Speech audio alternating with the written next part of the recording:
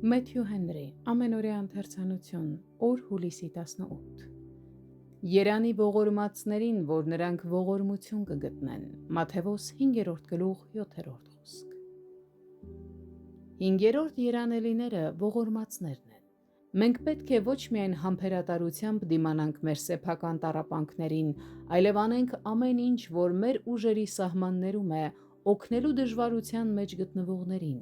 Մենք պետք է ողորմած լինենք ուրիշների հոգիների հանդեպ և օգնենք նրանց, կարեկից լինենք նրանց, ովքեր մնում են մեղքի մեջ և ձգտենք նրանց դուրս հանել, ինչպես կրակից հանում են ածուխները։ 6-րդ երանելիներն են սրտով մաքուրները, քանզի նրանք կտեսնեն Աստծուն։ Այստեղ սրբությունն ու երջանկությունը լիովին նկարագրված և միավորված են։ Սիրտը պետք է մաքրվի հավատքով և պահպանվի Աստծո համար։ Իմ մեջ մաքուր սիրտ դիր, ով Աստված։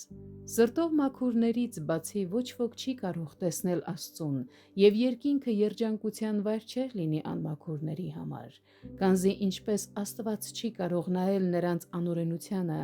այնպես էլ նրանք չէին կարողանա նայել նրա մաքրությանը։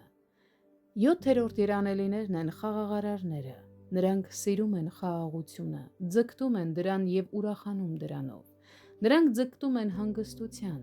Նրանք թույլ չեն տալիս, որ խաղաղությունը խաթարվի և վերականգնում են այն, երբ այն խաթարվում է։ Եթե խաղաղարարները երանելի են, ապա վայ նրանց, ովքեր խանգարում են այդ խաղաղությանը։ 8-րդ երանելին են նրանք, ովքեր հալածվում են արդարության համար։ Այս խոսքը բնորոշ է միայն քրիստոնեությանը, և այն քրիստոնեությունը ավելի է ընդգծում, քան որևէ այլ խոսք։ Այնուամենայնիվ, մեր տառապանքների մեջ ոչինչ չկա, որը կարող է մեզ արժանացնել Աստծո բարեհաճությանը,